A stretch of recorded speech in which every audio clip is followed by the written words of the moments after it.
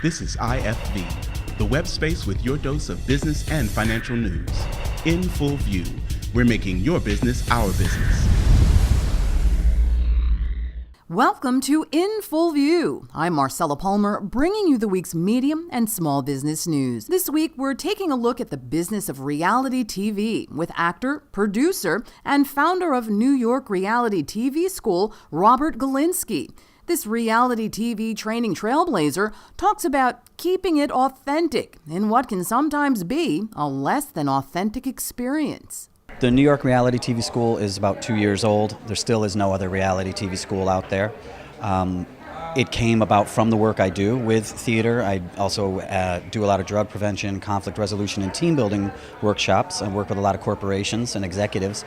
And the same principles that I work with in a special education classroom in the South Bronx with 12-year-olds who are acting out are the same principles I work with chief executive officers of major corporations.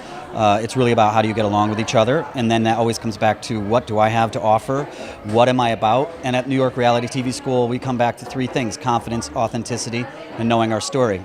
And that's really, when you get into the entertainment industry, you have 15, 20 seconds to make an impression.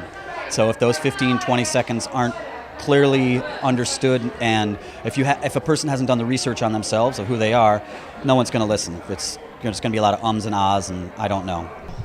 By definition, reality TV, one would think, it's somebody just who's real. Somebody walk up to on the street and you stick the camera in their face or in their bedroom and watch them for 6 to 8 weeks.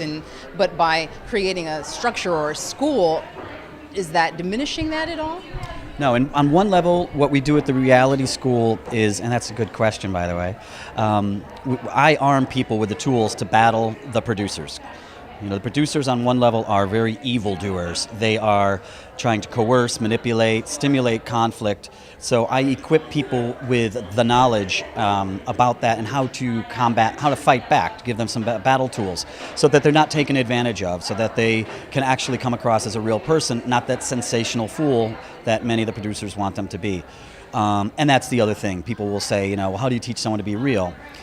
So many people have a preconceived notion of what they need to do to go out there, and it's usually not be themselves. It's usually, I need to be more this or more that, and a person has to look inward first to find out what they have, who they are, what little things in their life have made them who they are, be able to clearly articulate those things so that when they go on an audition or if they are on a show, they're presenting their true self, their real self. So that's really what we do. I've had a number of students do pretty well. We've got people on Fox, Bravo, and even things like getting on the Tyra Banks show. People don't get pulled out of the audience unless they're screened. So we teach people how to handle getting screened. One of my students, Jorge Bendersky, is a dog groomer, and he's got a very thick Argentinian accent. The first coach he went to when he was applying for a show on Animal Planet said, "Get rid of your accent." And that's not what you want to do. The Argentinian dog groomer who lives in New York, who's covered with tattoos, do not hide that. That's what we want to see. He's really been able to leverage the appearance on the show to extend, and open up more possibilities with his career. To me, it all ties together. It's about messaging. It's about what do you want? What do you want to tell the world? What do I want to tell the world? When you see American Idol, there's stories. I traveled across the country because my mom is, ill with cancer, and I had to leave her, and I'm here to sing my heart out for her.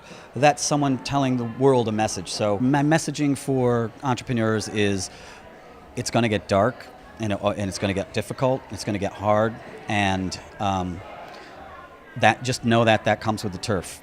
Things are going to suck a lot at certain points.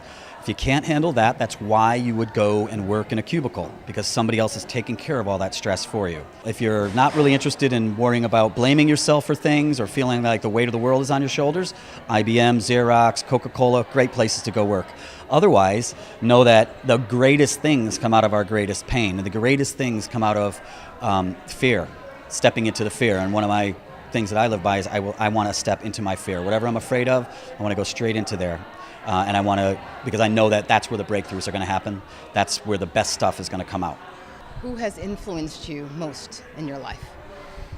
Wow. The people that have influenced me the most in my life, I would have to say my father is definitely someone. Saul Galinsky, he's an awesome guy.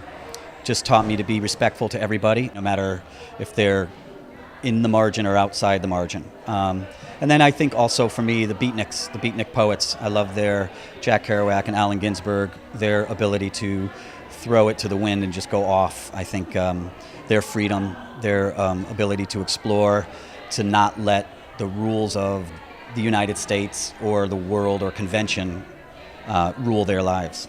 That's all for this week from the IFV News Team. Thanks for joining us. Be sure to check back every day right here at ifvnews.com for the latest on what's happening around the globe in the medium and small business world.